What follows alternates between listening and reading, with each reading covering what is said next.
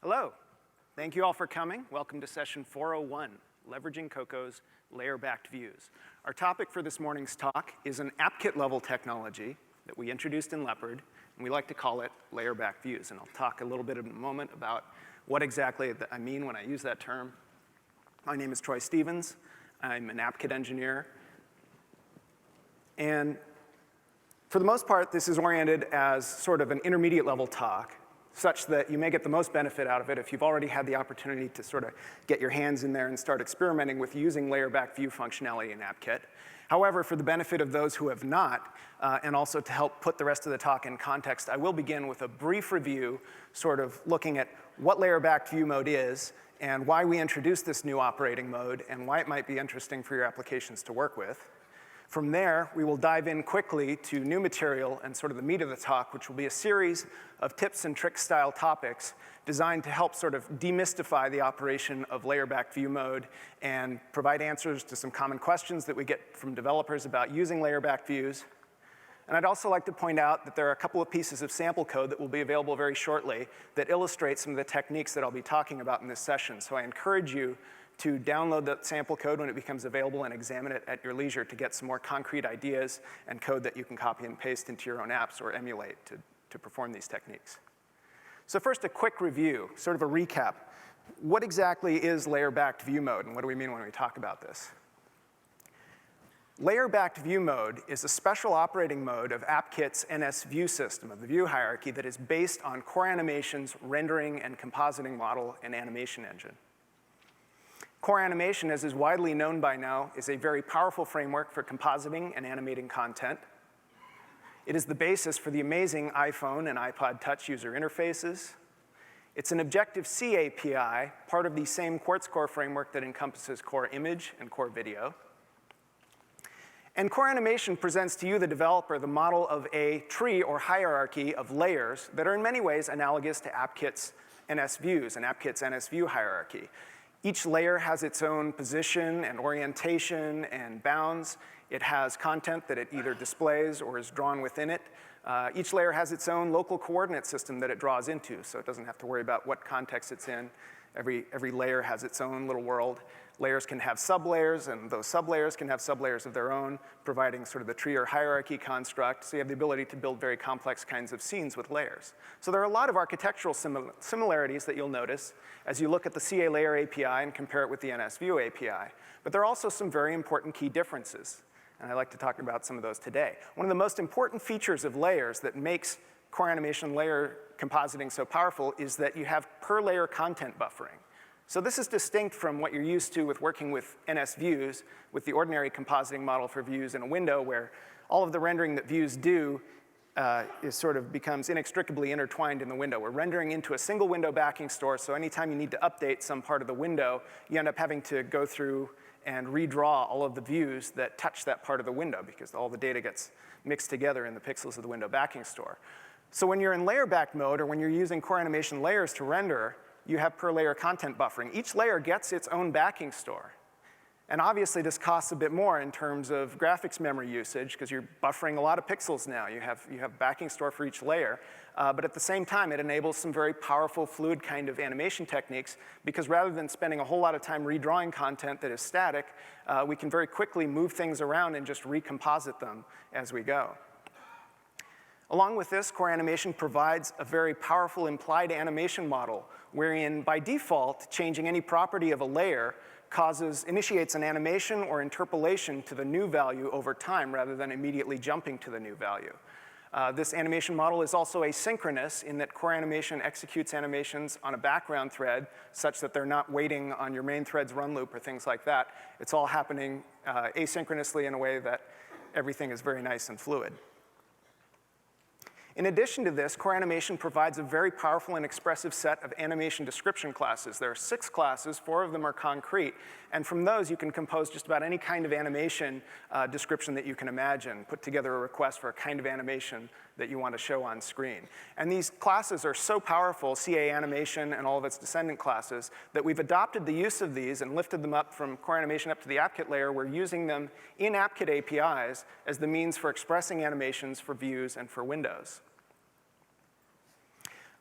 some other neat core animation features. You have the ability to apply core image filter effects, shadows and masking, so all kinds of visual effects that are applied to pre-rendered content on the GPU at render time.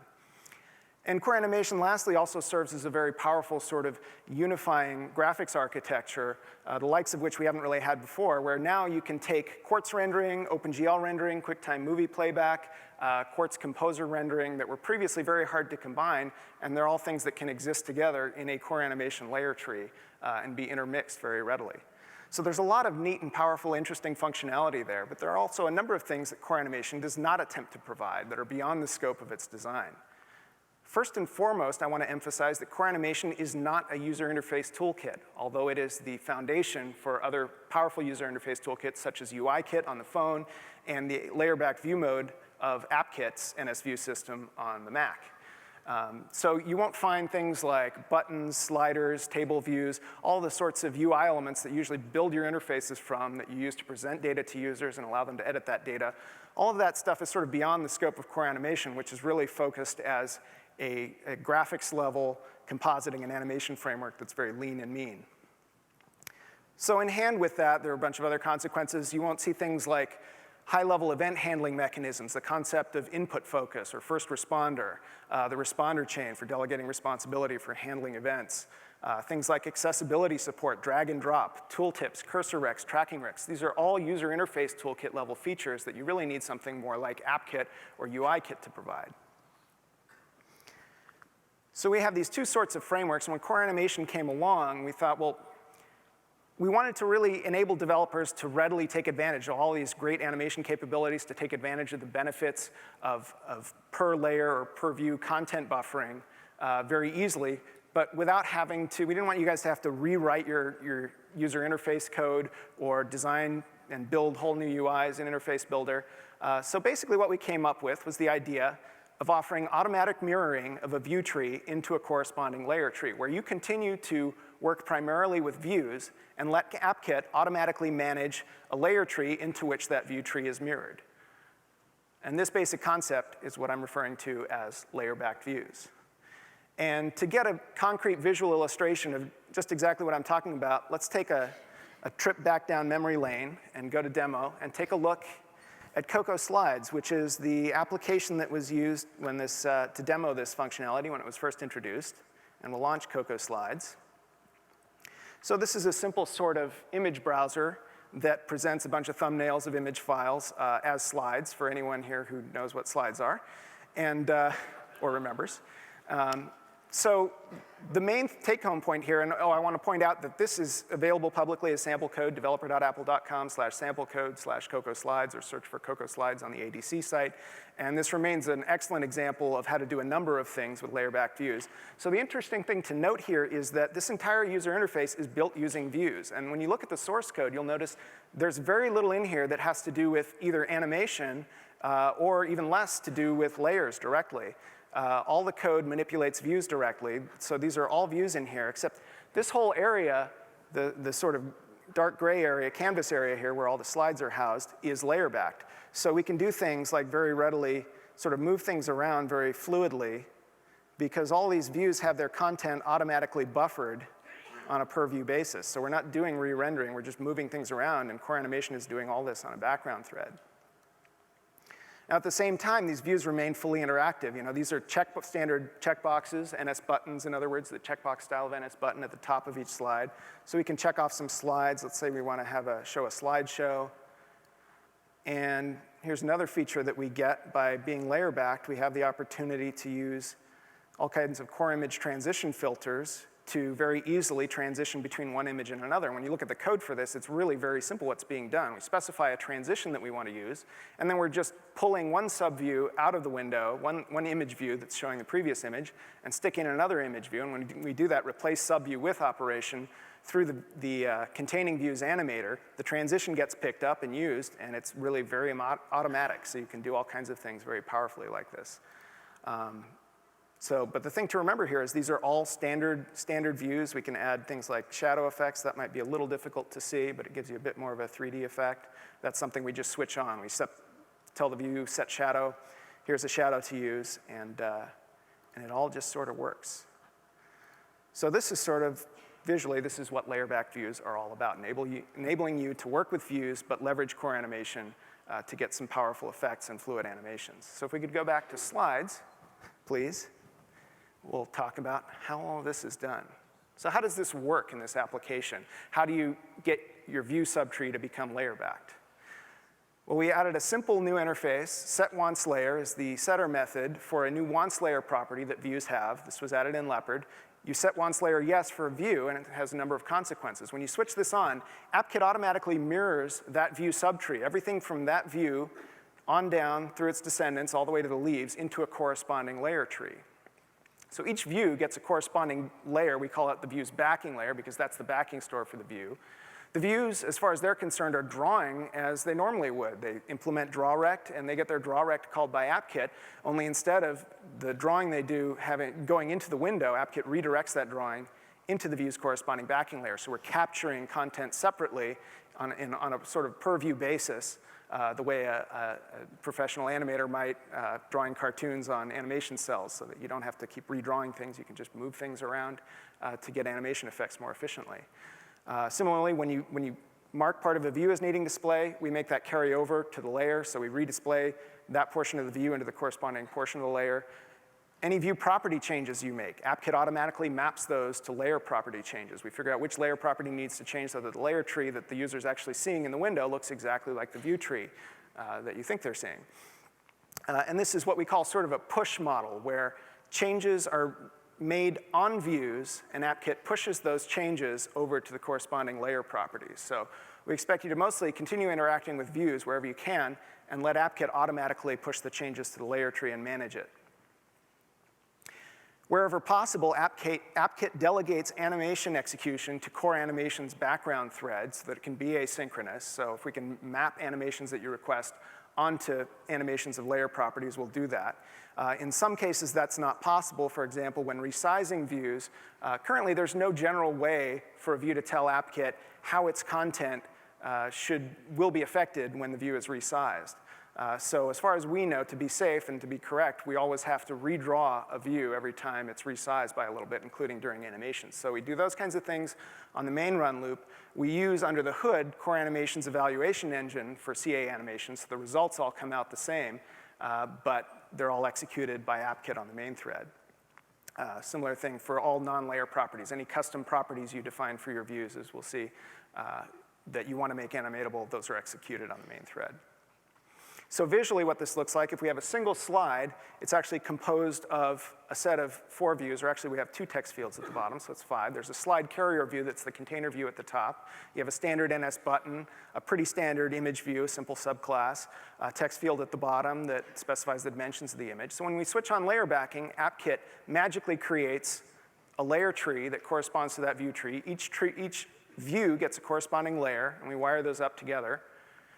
We draw the content of each view into its corresponding layers backing store, and then from there, this is all a game of AppKit keeping up with all the changes you make to the view. We keep pushing changes, as I said, from the view to the layer. And that, in a nutshell, is the idea of layer-backed views. Hopefully that's fairly clear as an overview. So now let's dive into some tips and techniques and some concrete tips that I hope will help you in dealing with various issues. We'll look at layer management and sort of the life cycles of layers and how layers come and go. Some people find these things surprising. AppKit does manage layers, and they appear and disappear and are associated and dissociated from your views in ways that can be surprising, but if you know how to handle that, it's not a problem. We'll look at text rendering in layer-backed mode. People have been surprised that text rendering doesn't quite come out the same, and well, why is that? We'll look at that. Driving motion programmatically, a simple tip, but a useful one. We'll look at some performance, drawing, and debugging tips. And then we'll dive into a couple more lengthy and in-depth sections where we'll talk about how to sequence animations. People often ask, well, how can I make animation A go first and then animation B start after that, animation C? And that's very easily done using CA animations, and we'll look at how to do that. And then lastly, we'll take a look at NSView's geometry model and how it compares to CA Layer's geometry model. And that's something that can be useful to know a little bit about when you're trying to figure out what kinds of keys to hang your animations off of, and that sort of thing. We'll see that when we get to it. So first, let's talk about the life cycles of layers. And ideally, we want you to have your views able to operate sort of agnostically. They can work in layer back mode and they can work in non-layer back mode. And for the most part, and for general simple views, you won't really need to worry about which mode you're operating in, hopefully, because AppKit will take care of all the details of mapping your view into a layer. But occasionally, maybe you want to take advantage of, maybe you have a special view where okay, you're drawing some items, and if you're in layer back mode, well, hey, you can use a core image filter to provide a nice highlight effect on the selected item. And that avoids having to redraw the item when you want to select it or deselect it, because you just apply the filter and it's all done on the GPU. But you want your view to also work in non-layer back mode if people are using it in that case. So you might want it to be able to adapt to being in layer back or non-layer back mode. You also might want to be able to add sublayers of your own or set custom layer properties. So how does this work? To understand this, we first need to understand that there are two basic modes of core animation usage that we support in AppKit. And the first one listed here is the one that we're talking about primarily in this talk, layer back views, where you have a view tree, you flip on layer backing, AppKit automatically creates and manages the backing layers for you, and for the most part, you don't need to deal with them at all. But we also support a standalone mode where maybe you have a portion of your user interface where you just want to work with core animation layers directly. You're not building user interface where you need dials and sliders and buttons and things like that. You're showing some graphics or an animation that you want to present, and you just want to use CA layers directly. You may have a layer tree you want to render. And so the standalone mode is a mode in which you can simply tell a view, I want you to just be a canvas for rendering and animating this layer tree. That's all I want you to do. I'm going to give you the layer tree. You construct a layer tree yourself. You populate it with content yourself. You set up all the geometry yourself. You tell the view, set layer, here's your root layer that I want you to render. And then you tell the view after that, set once layer yes. And that flips on AppKit's layer tree rendering, but we don't otherwise interfere with the layer tree. The root layer will be resized to fit always in the area of the view when the view resizes, but all the other layers are left alone. And so that's for using core animation directly. And the reason this is important to understand these two different modes of usage is that AppKit treats the layers that it creates and manages for you differently from the layers that you give it. If you give us a layer, we don't want to interfere with any of its properties. You may have set content on the layer. Well, if we set needs display on the layer, your content will disappear, and we don't know how to replace it. So we generally try not to interfere with the properties of layers that you give us. But when we create the backing layer, we assume, well, we can mark it as needing display, and you want us to draw view content into it. It's a view backing layer. So we'll do those kinds of things. Anytime the view's geometry changes, as I said, we push those changes to the layer. As I said, the root layer of a standalone layer tree, this happens to also. For backing layers, again, AppKit will destroy and recreate view's backing layers at will to manage resources. Remember, every pixel that your view covers is a pixel in that view's backing layer's backing store. So we're allocating lots of graphic memory, lots of texture memory for all these view backing layers. And if we figure out that, well, your view's not visible anymore, it's been pulled out of the window or something, we want to reclaim those resources for the system to use.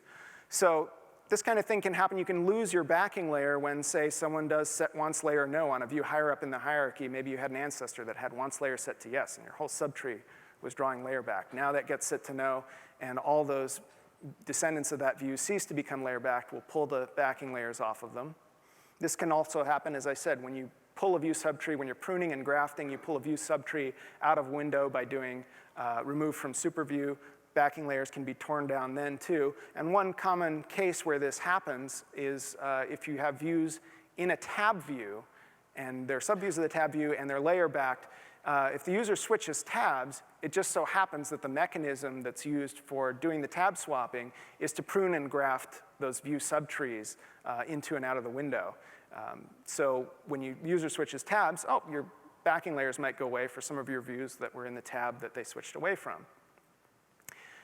Likewise, if you added properties or sublayers to an AppKit-owned view backing layer, these things can disappear unexpectedly because, the backing layer goes away and there's nothing referencing those sublayers anymore. So therefore, you tend to need a way, if you are going to be going in there and you can access a views layer with the layer getter method, you can go in there and tweak layer properties. If you're going to do that kind of thing, you really need a way to react to your backing layer coming and going if it's one that's managed by AppKit. So how can you do this? one of the first things that developers try is, it makes sense, override set once layer because that's what switches this on and off, right? Well, it turns out that this doesn't work so well. And the reason for that is that while set once layer is recursive in its effect, when you do once layer yes for a view, it affects the whole subtree, set once layer itself as a method is not invoked recursively. So if you're a descendant of a view that became layer back, well, you're becoming layer back too, but you're not going to get the set once layer yes message. So that doesn't work out so well. How about set layer? Well, it turns out this is an excellent place to handle layers coming and going because this is, in addition to being the public API that you use to provide a standalone layer tree to AppKit, this is also the funnel point that AppKit goes through when it associates a backing layer with a view and when it pulls that backing layer off. So if you override set layer in your custom view class, call up to superset layer to let it do its thing, and then you can look at the new layer parameter that's coming in. And if it's non-nil, well, then you're becoming layer backed, or maybe you're getting a different, you should be prepared to have had a layer before, but now you're getting a different type of backing layer because AppKit might need to substitute a different kind of layer. There are different kinds of layers for different kinds of rendering. Let's say your view decides it's going to start rendering using OpenGL. It associates in this OpenGL context. We might in the future say, okay, we're going to tear down that CA layer and give you a CA OpenGL layer. So you may get a layer where you didn't have one before, you may get a different layer, or you may get a parameter of nil, meaning that your view is ceasing to be layer backed and we're tearing the layer down. So overriding set layer, this is an excellent place to respond to all of these things because it's sent whenever a view acquires or loses a layer, the view gets a set layer message. Doesn't matter what triggered the mode switch, so it's a great place to set up your additional properties or sublayers. So the take-home point, override set layer to do this kind of stuff. So next topic, we're going to talk about text rendering. This is a thing that comes up. People look at text rendering in layer back mode, and those of you with very good eyes have noticed that it doesn't quite look the same as what you're used to with conventional window-based view compositing. To understand why that is, we'll need to look at the two basic kinds of text anti-aliasing that Quartz supports. First, we have what I call whole pixel anti-aliasing that treats each pixel as a discrete unit. And then we have the more advanced sort of sub-pixel anti-aliasing, also called LCD anti-aliasing because it relies on special properties of the LCD panels we all use now. This is also called font smoothing in the API. So whole pixel anti-aliasing, first, how does that work? Well, let's say you have a grid of pixels, you're cleared to background color white, and you've got a glyph that you want to rasterize into that grid of pixels. You want to draw a letter A in black. Well, with whole pixel anti-aliasing, again, we treat each pixel as a unit, and what the graphics system does is it computes the partial coverage of the glyph on each of these squares, and if 70% of the square is covered by a piece of that ideal vector glyph, then you'll get 70% of the foreground color blended with 30% of the background color, and you end up with sort of a mostly nicely smoothed glyph there that when you look at normal magnification, it looks a lot smoother than the old jaggy text we used to get a long time ago. So that was an improvement on alias text. But then on OS 10, the graphics system added the concept of subpixel anti-alias text. And there, let's say you have the same situation. You have a white background. You have a black glyph that you're trying to rasterize on top of it. But in this case, the graphics system knows that it can treat each pixel as actually being composed of 3 discrete components that are adjacent to each other and not overlapping. So in each pixel cell on an LCD display, you have the red component occupies the left-hand third, the green component is in the middle third, and the blue component is in the right-hand third. And effectively, for anti-aliasing, this triples our resolution. If we look at each of those components as if it was almost a separate pixel, now we can anti-alias with triple the horizontal resolution. And what this ends up looking like to users is not quite the eyesore there. It's more of, all the white pixels sort of blend together to white where R equals G equals B equals 1. That sort of blends out to white when you're looking at normal magnification. And for the areas around the edges, you end up getting these sort of color fringes that result from different amounts of blending of the red, green, and blue because we're computing different coverage values. But when you zoom out, if you go across the street and you look at this, it looks like a nicely anti-aliased glyph. So that's all well and good, but why is there a problem with doing this in layer-backed mode? Well, the problem there is the same thing that's the benefit for doing animations. In layer-backed mode, again, each view is drawn into its own separate layer rather than being commingled with the drawing that other views have drawn into the window backing store. And this is wonderful for animation, but it turns out it doesn't work out so well for text anti-aliasing. And the reason for that is that subpixel or LCD anti-aliasing relies on having an opaque background to draw into at compositing time. And to reiterate that, there really is no good way that you can perform high-quality subpixel anti-aliasing without having an opaque background, unless, say, we added 2 more alpha components and we'd have 6 samples per pixel and a whole lot more about 50% more graphics memory usage. So really, you need an opaque background. You need to know your background at draw time. Well, in layerback mode, I mean, or we might have a text field that draws text into itself, but it's not drawing the background. It's the window or some other view higher up that's providing the background, and the background only gets in there later when the layer tree is fully drawn and then finally composited as the last step. So like I said, many kinds of views and controls do no background drawing of their own. Unfortunately, making matters a little worse, LCD anti-aliasing, or font smoothing, is switched on by default in the graphics context that you get when you're asked to draw. So the graphics system will happily do its best to try to do subpixel anti-aliasing into a transparent background if that's what you have. And unfortunately, to some eyes, those results can actually look worse than if you were just attempting whole pixel anti-aliasing. So okay, we get it, there's a problem. How do you solve this problem? Well, there are a couple of different approaches. If it's acceptable to you to put an opaque background in your view, that's the simplest way to do this. So you give the text a solid background to draw into. If you have something like an NS text field, this is real easy because NS text field has a set background color property, so you can set the text field's background color in code if you want.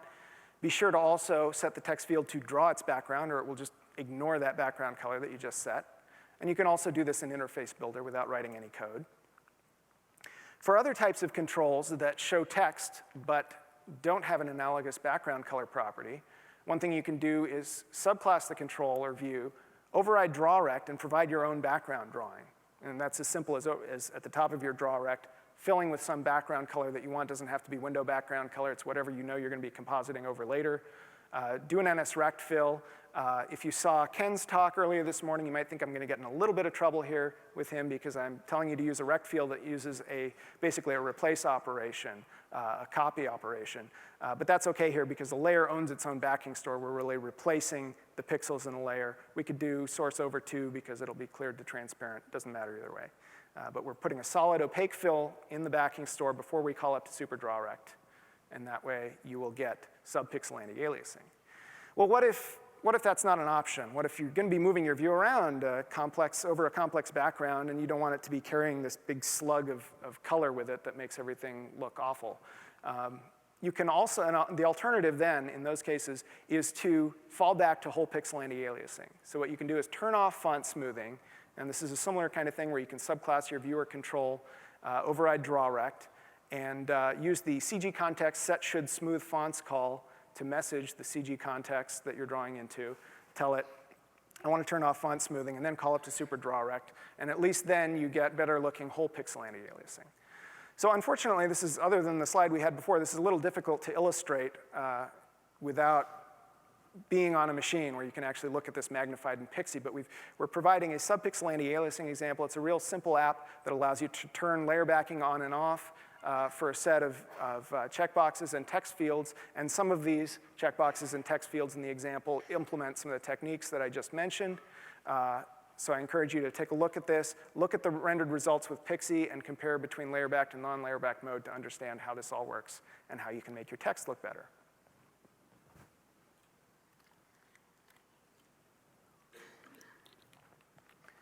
So after that complex discussion, let's have a real quick tip. One of the things people often ask about is, how can I drive motion programmatically? Core Animation gives you these ways to express canned animations, these sort of pre-planned paths of motion for different types of properties. But what if you're hooking things up to like a game physics engine and you're simulating gravity, or you really don't know what the position of an object is going to be until you calculate your next simulation frame or whatever? Well, this is really easy to do, and it barely merits a slide, but it's worth pointing out because people often ask about it. Because even when you're not using animations, you can get a lot of benefit from being layer-backed or from using layers.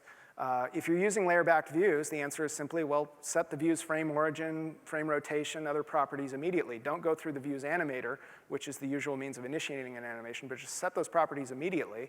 If you're working with standalone layers, that is working with CA layers directly that you've created yourself, the situation is sort of the reverse, whereas for views, the default is to not animate. With Core Animation, you get implied animations by default. So you need to actually disable actions. This is the means of suppressing implied animations in Core Animations. You disable actions in the enclosing transaction, and then you make all the layer property changes you want before you commit the transaction.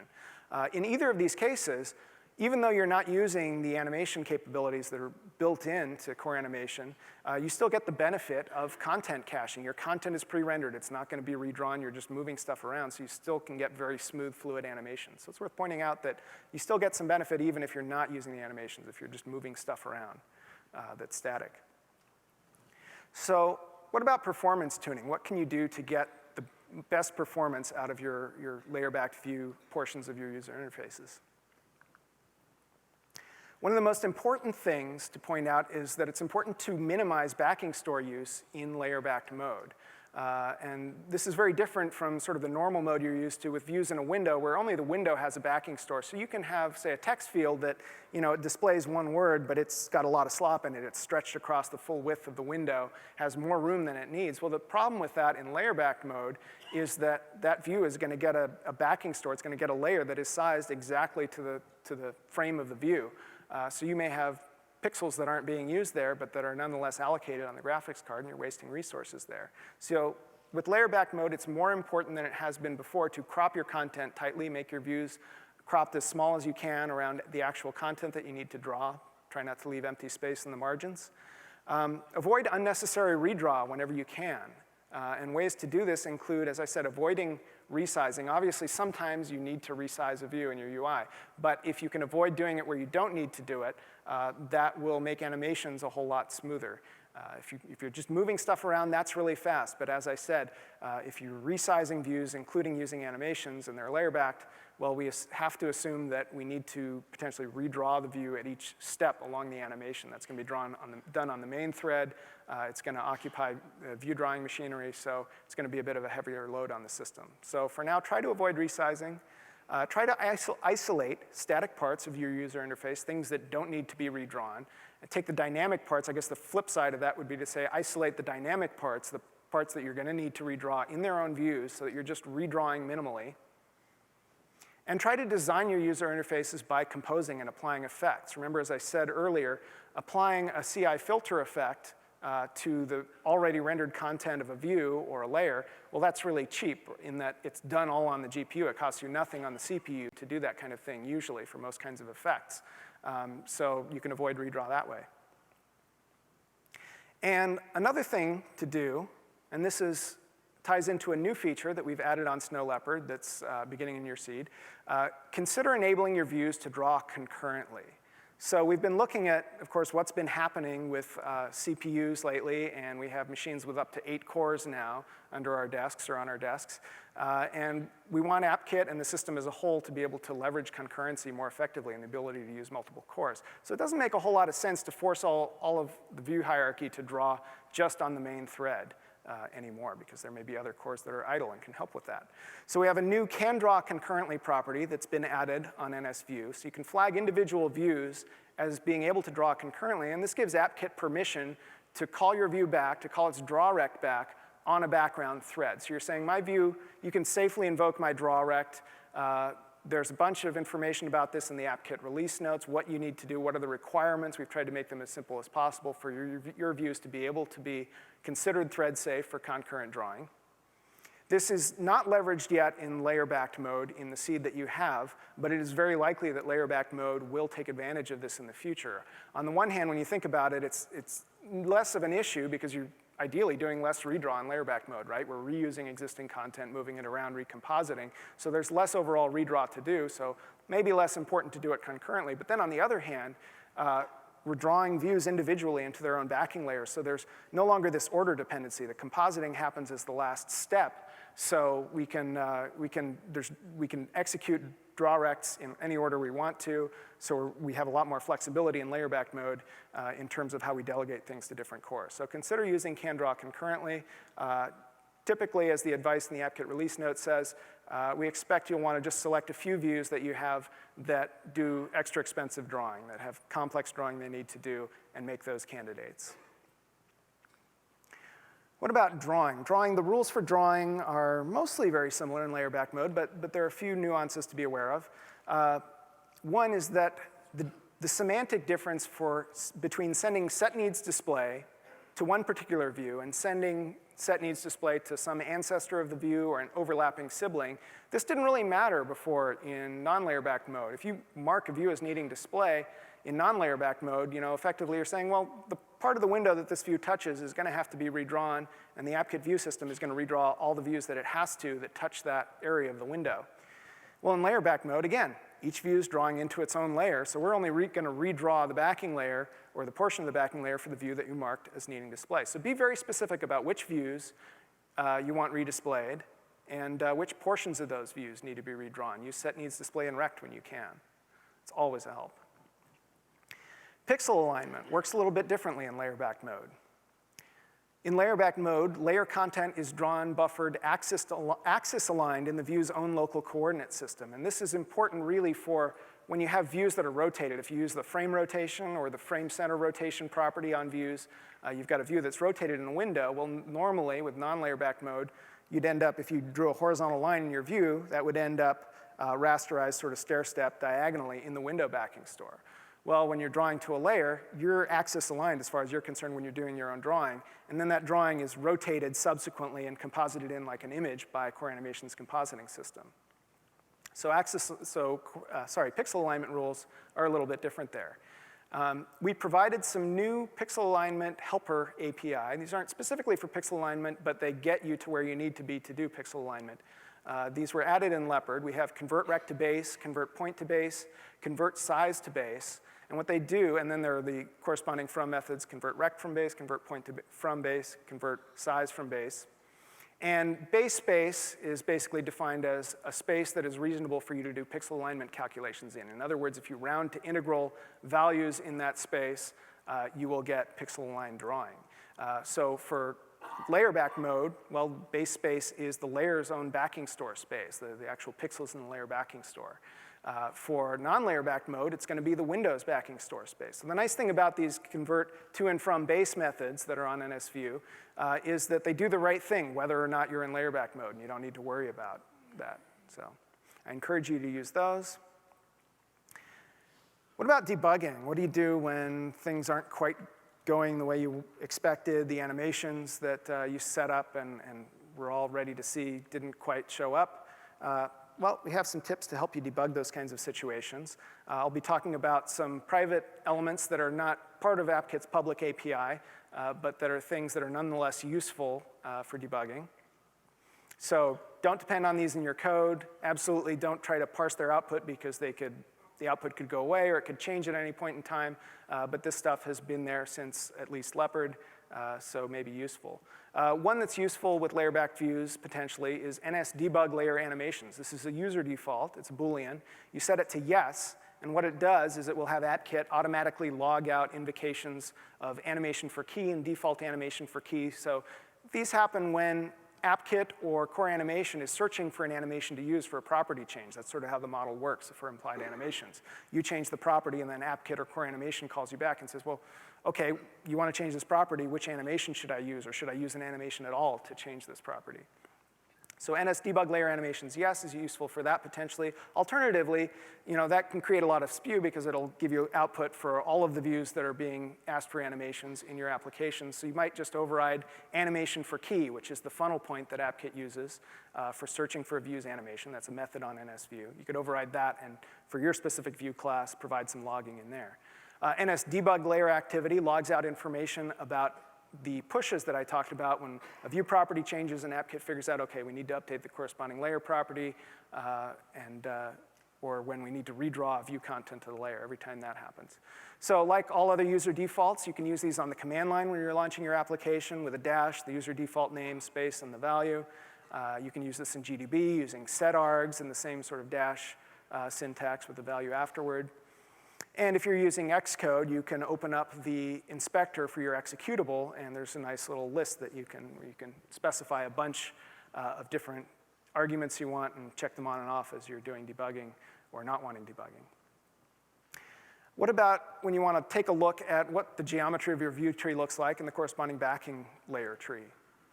Well, there's a subtree description method that's been in there actually since Tiger. And again, this is something not to rely on in your code. This could go away. Its output could change. Please don't parse the output or rely on it because your code will break. But when you're in there in GDB, it can be very useful. And this works for non-layer backed views as well as layer backed views. So let's say you have a pointer to some view, A. Subtree description is analogous to the public description method. It's a debugging method. It returns you an NS string. So if you print out the value of the subtree description, you get sort of a one line per view if you're not on a wrap display. You get a one line per view sort of summary of the view hierarchy with indenting indicating nesting. And there's a little bit of a cheat sheet at the bottom that helps you interpret some of the flags. We'll look at what all of this consists of. How do you interpret this stuff? First, there's a set of square brackets for this is each view corresponds to one line in the output. So we're looking at the line for one view. There are various Boolean flags. Here we have a view that has a capital W that tells us that it's set as wanting a layer. And it also has a hardware surface that it's rendering into, which is consistent with layer-backed rendering. If the view auto-resized its subviews, its auto-resizing mask is indicated next to the horizontal and vertical components, where a dash indicates a rigid component, and an ampersand, think of it like a spring in the old interface builder UI. It indicates a flexible space. You'll see the name of the class and an instance pointer to the view. So if you want to inspect it further, you can use that pointer, copy and paste it into GDB's command line. You'll see the frame for the view, origin, width, and height. The bounds for the view oftentimes will just be indicated as a dash, because the case for most views is that a view's bounds, unless you explicitly set a bounds for a view, the view's bounds track the view's frame, where the bounds is implicitly has an origin of 0, 0, a width equal to the frame width, and a height equal to the frame height. So you'll see that oftentimes, but if the view has an explicit bounds, you'll see it displayed there. If the view has a backing layer, if the view is in layer back mode or has an associated layer, you'll see an arrow next, and then the class name and pointer of the view backing layer. You see the position of the layer and its bounds, and it's linked to its superlayer. In this case, it's the top level, so it has no superlayer. So subtree description, underbar subtree description, remember this, it can be very useful for debugging both non-layer backed and layer backed cases, and of course remember that it's private. For when you're working with either view backing layers or just a raw core animation layer tree, a standalone layer tree, there's also a debugging facility in core animation that's particularly useful. This is an environment variable, not a user default.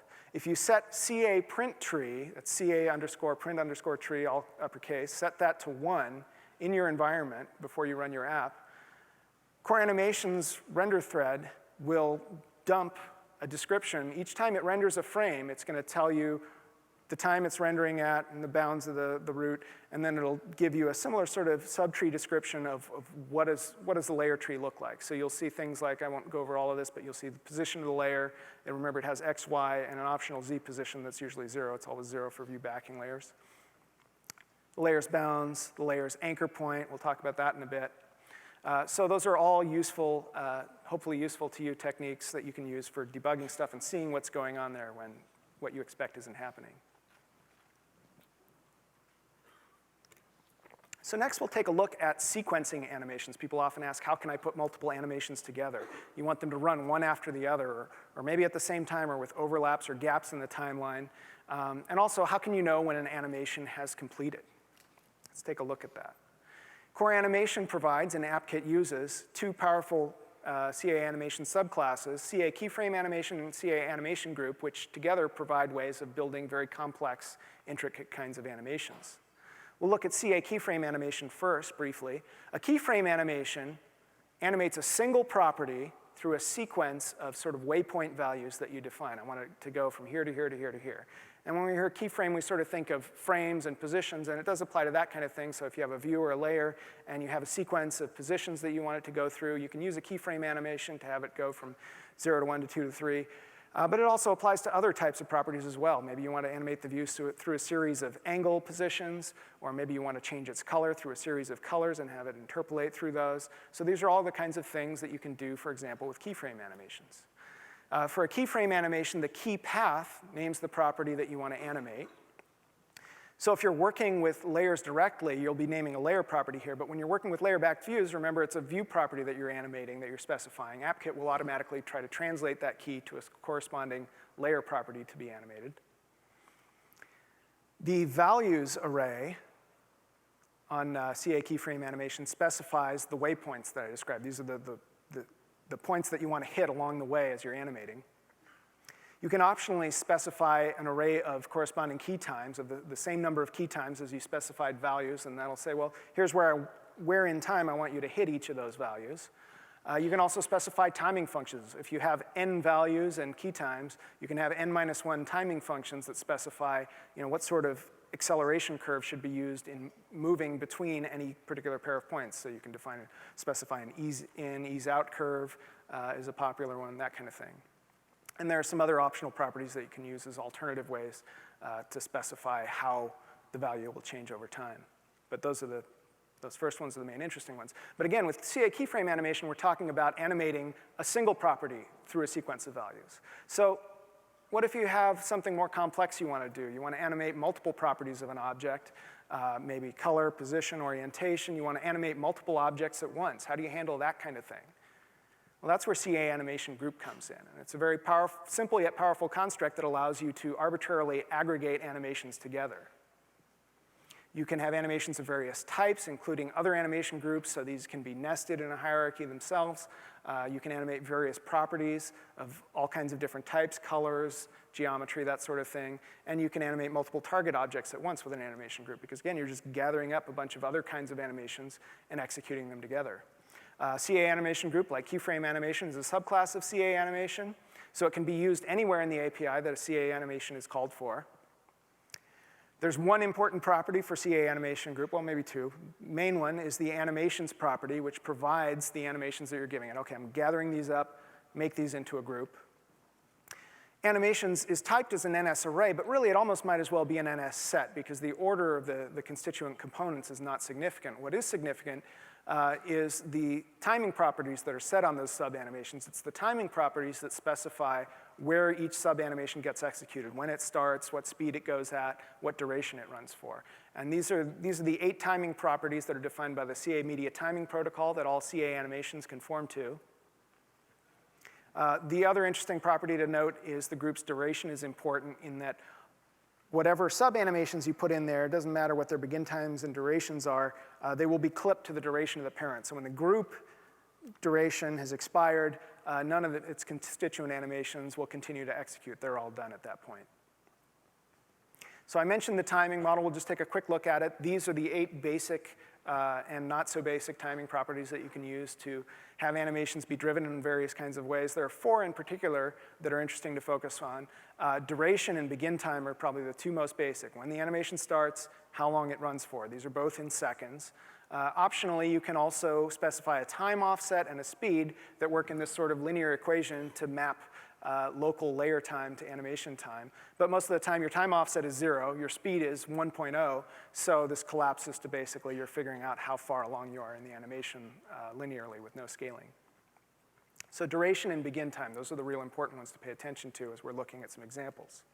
Okay, so concretely, let's say we have an animation group. We want to execute an animation for 1 second. And simplest case, we have, let's say, 2 constituent animations that we want to put in those groups. And we want those all to start together and execute for the same 1 second duration. How do we set this up in code? Well, let's say we've allocated a CA animation group called group. We set its animations property to an array consisting of anim2. Specify a duration for the group. Remember to do that. That defines the duration it's going to run for. And then let's say anim1, we want it to begin at time 0, the beginning of the group. The group has its own local time, so time 0 is the beginning of that group. We want it to execute for 1 second. Same thing with anim2, begin at time 0, execute for 1 second. And that's how you would set up simultaneous animations using groups. So this is very powerful in that groups aren't just sequences of animations. You can do all kinds of things with them. You can have an animation proceed after another animation. Let's say we want anim1 to run for 3/4 of a second. We set its duration to 0.75. Anim2 should start at the end of that, so we set its begin time to 0.75 and its duration to 0.25, so it runs for the rest, the remaining 1/4 second of the group. You can do all kinds of other things like overlapping animations, so having them execute partially together. You can have gaps in between animations where for a quarter of a second here we have nothing happening after anim 1 completes and before anim 2 starts. And again, this scales to arbitrary numbers of animations you want to put into the group. So animation groups, very powerful constructs, and also keyframe animations, very powerful constructs. So what's the crucial last step? Once you've built your animation group or keyframe animation, how do you use this? There are a couple of different approaches you can use in the AppKit API. There's the per instance approach and the per class approach. If you have a particular view instance and you just want that particular instance to fire off the animation you've constructed when one of its properties changes, let's say here we have the frame origin property of the view. When that changes, we want to fire off this animation group we've constructed. Use the setAnimations method. Each view has an animations dictionary. Each view instance has its own dictionary of animations that maps property key names to CA animations to execute. So here we're setting a dictionary with frame origin mapping to animation group as the animations dictionary for the view. But if you have a custom view class and you want all the instances of your custom view class to do the same thing when, say, frame origin changes, a better thing to do is to override the class method default animation for key on your view class. And you'll look at the incoming key and say, hey, is that the key I'm interested in? Is it frame origin? Okay, well, if so, I've got this complex animation, maybe it's keyframe animation, group animation, whatever, that I want to be applied to change the frame origin or when the frame origin is changed. Always call up to super if you don't recognize the key. This is the chaining mechanism for default animation for key, so you can inherit default animations from your super classes. So lastly, how do we know when an animation's complete? Simple question with a surprisingly simple answer, or actually a set of different answers. If you really want to get a callback when your animation completes, and you happen to be providing your own CA animation instance already, like when we created our own group or keyframe animation, well then you can just easily set the delegate of that animation. Each animation can have a delegate, and the delegate, if it implements these methods, will get animation did start and animation did stop finished. Animation begins executing and when it terminates. But alternatively, if that's not convenient, you can remember that you can also rely on animations completing in wall clock time. All of Core Animation's facilities are designed to be scalable to system load. So the system can be really loaded down, but if your animation was set to execute for 3 seconds, well, when 3 seconds of wall clock time go by, it's going to be done. So this means that you can just use something simple like a timer to call you back, an NS timer or other equivalent OS facility to give you a poke when the animation duration has elapsed. And often that's actually simpler because then you don't have to mess with creating your own animation when you wouldn't otherwise have to. And then, of course, remember in the context of looking at groups and keyframe animations, in many cases, the ability to sequence animations, if that's all you want to do is have animation A happen before animation B and then animation C, you can do that with groups, and you don't need to get a callback. You just set that all up in advance and let it fly. So we have a brief demo of that, just to give you an idea how that works. And this will also be available very soon for download as sample code. It is in the pipe. So this is intentionally designed as a very simple example so that the code is not overly complicated, but we are animating 3 different properties of a view. So we have this blue sort of canvas view that draws some guide points that tell us, well, we're going to take this orange subview and we want to move it through to point 1, to point 2, to point 3, and you can see we're going to change the orientation of the view as we go along, so we're changing not only the view's frame origin, we're going to change its frame rotation as we go, and we're also going to have it change colors as we go. So when we execute that animation, we get something that looks like that. And this is done using both keyframe animations and animation groups. I'm using a group as the top-level animation so that I can aggregate these different animations together. And then for each of the properties being animated, I'm using a keyframe animation. There's a keyframe animation for the frame origin that specifies where the corner of the view goes. There's a keyframe animation for the scalar frame rotation property, and there's a keyframe animation also for the color property. One interesting thing to note, NS color properties, AppKit didn't know how to interpolate those or animate them in Leopard, although there's a neat trick. If you link against the Quartz framework, there's a category inside Quartz Composer that provides that, so it'll actually work. This is running on 10.5.3, by the way, on Leopard. As I think I meant to say before, all of these techniques that I'm describing today work on Leopard as well as Snow Leopard. So you can link against the Quartz framework to get NS color animation support on Leopard, or in the Snow Leopard seed that you have, this is fixed. It's an intrinsic part of AppKit now, so you have NS color animation built in. And another interesting thing to point out is that all of this animation capability that we built into AppKit is also, even if you're using CA animations to describe it, you don't have to be in layerback mode to use it. So when I toggle off this layerback checkbox, now we're just running in conventional view drawing mode. And the frame rate maybe isn't quite as fluid, but it's pretty good. And I haven't changed anything otherwise about the way that the animation is specified and implemented. So that is group animations and keyframe animations operating simultaneously. I don't have time to go through the code step by step on stage, but there's going to be a README with it. It's all set to go. So as soon as that's available to download, I hope you will take a look at it, encourage you to examine it at your leisure. So if we can go back to slides, please. So one more topic, last topic for today. Hopefully you left a little room in your memories for it. Layer and view geometry mapping. Why is this important? Why are the differences between NSView's geometry and CA Layer's model of geometry important? Well, it turns out to matter a bit because AppKit has to do some automatic mapping between view properties and layer properties, as I said, to implement that push model, and we try to get it right most of the time. In some cases, it doesn't quite come out looking like what you might expect, and you might have animations hanging off of certain key values that don't seem to get executed. So why is that sometimes? As I said, there are many similarities between the geometry models, but there are several important differences. So let's take a look at what those differences are. Actually, we'll look at that on the next slide. Let's look at this slide on accommodating those differences. So as I said, we map view property changes to layer properties. Every time we change a view property, every time you change a view property, we're going to map that to a change in one or more of a backing layer's properties. That's really the most important point on this slide, is that it's not necessarily a one-to-one mapping. We change a view property. Sometimes we're going to have to change more than one layer property to get the corresponding look on the screen. So what do these two models look like when we look at them side by side? First thing interesting to point out is that AppKit strives to be resolution independent, so all view geometry properties are specified in units of points, which are ideally a 72nd of an inch. Whereas Core Animation doesn't really try to deal with resolution independence issues. You specify everything in pixel units always with layers.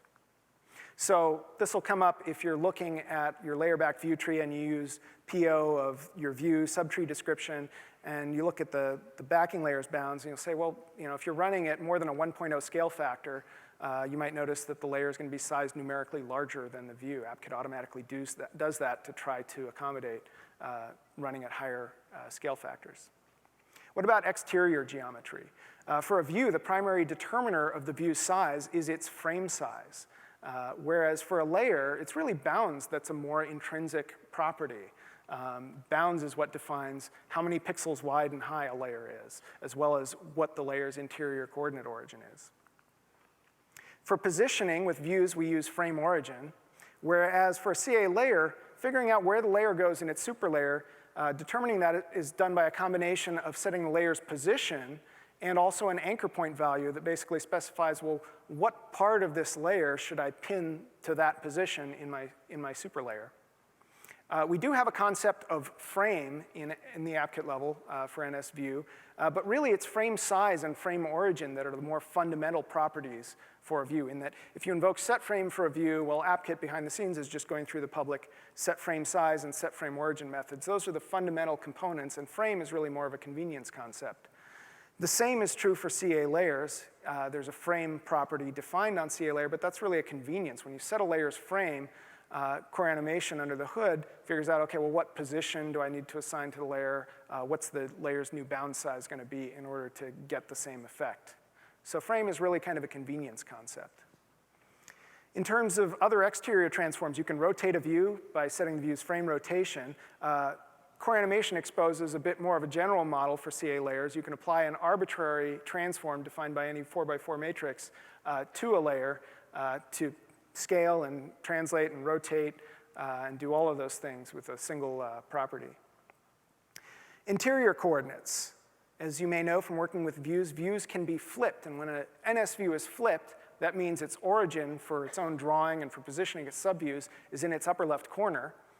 and its y-axis extends downward from the top. So positive y goes down. This is convenient for certain kinds of views, but it doesn't really affect the views. It affects where the view's immediate subviews get positioned, how their frame origins are interpreted, but it's not recursive in effect further down the view tree. In Snow Leopard, CA layer introduces an is geometry flipped property that John Harper talked about in the core animation talks yesterday. Is geometry flipped is a recursive property in effect. So it affects the whole layer hierarchy going all the way down. So it's not really exactly the same concept. It has a different purpose, really, which is to accommodate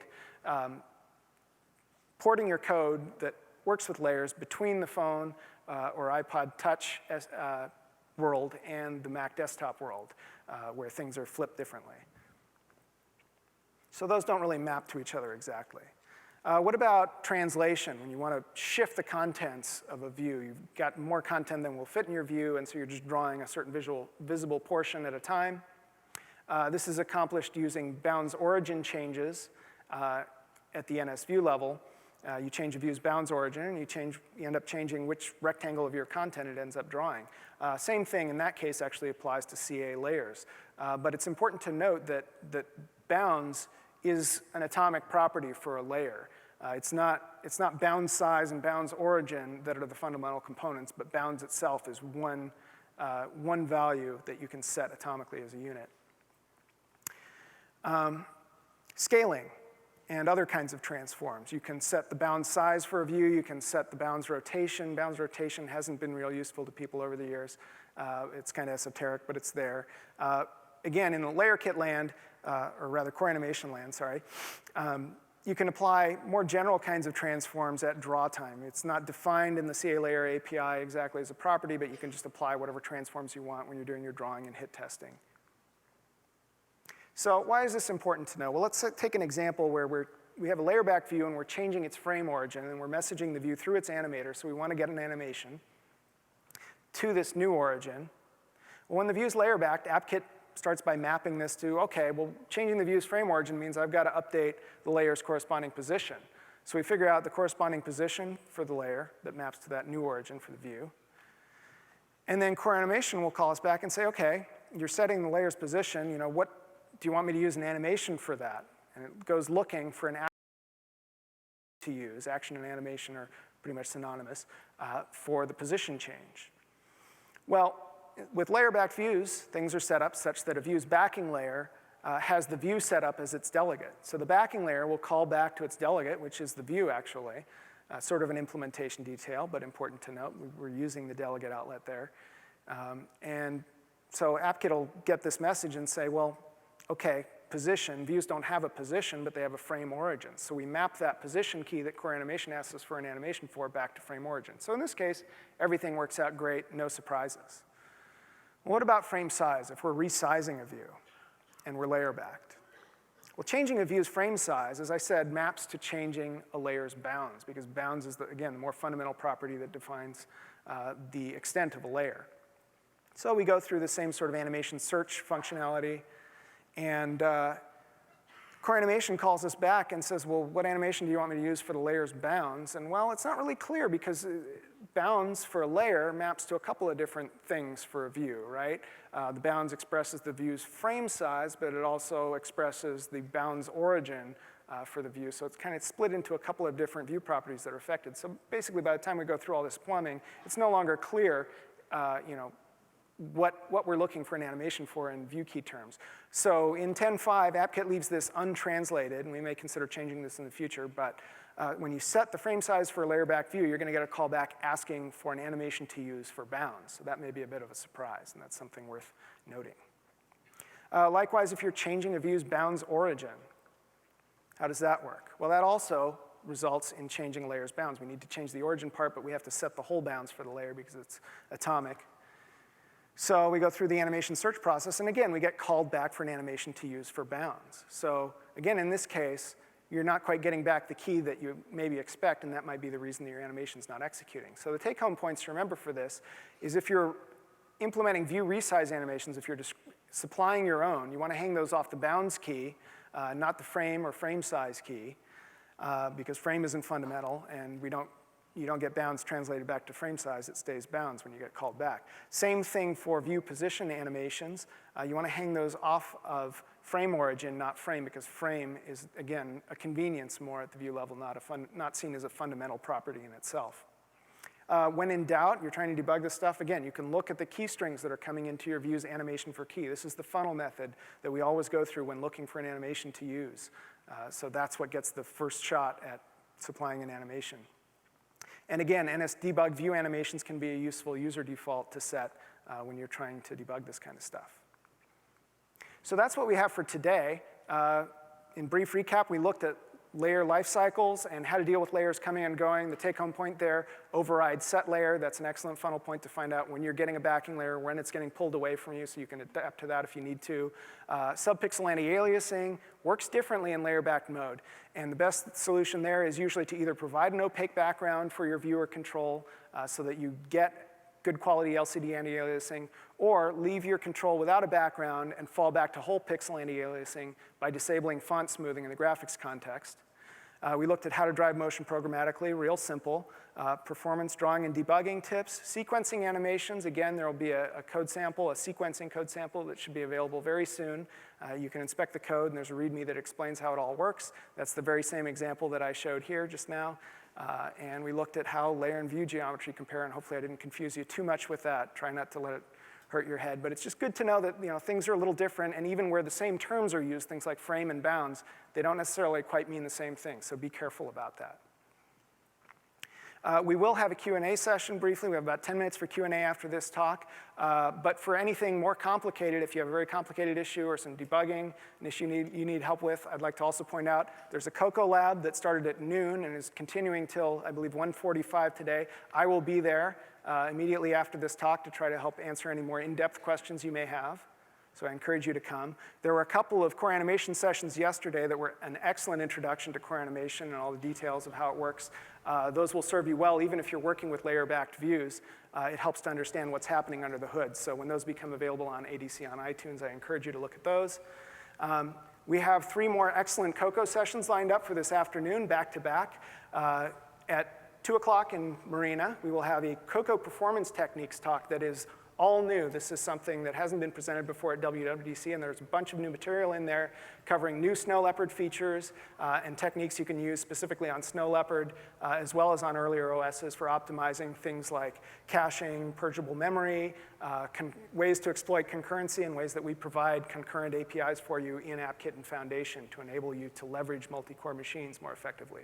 Polishing your Cocoa application in Russian Hill today at 3:30, and another performance session focusing on document-centric Cocoa apps. If you're using the NS Document and NS Document Controller system, you'll want to go to Russian Hill today at 5 o'clock to hear about that, and I believe there will also be some talk about sudden termination in there, a new feature of Snow Leopard.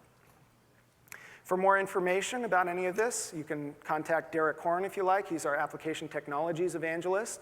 I encourage you to read the documentation that we have, and also keep an eye on the AppKit release notes for latest changes, especially starting with your seed, because we've been working on stuff. And your feedback and bug reports matter very much to us. This is a technology that we're very interested in advancing further. We have some ideas in mind about things that we want to improve in it, but we'd like to know especially what's important to you, what kinds of issues have you run into.